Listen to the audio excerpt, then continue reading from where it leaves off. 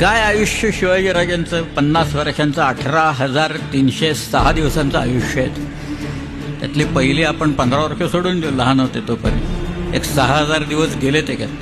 पण 12,000 दिवसात शिवाजीराजांनी जे काही निर्माण केलं फार विलक्षण आहे. हे सगळे इंग्रजांच्यापासनं पोर्तुगीजांच्यापासनं त्यांच्या मनात प्रचंड प्रमाणात भय उत्पन्न केलं शिवाजी.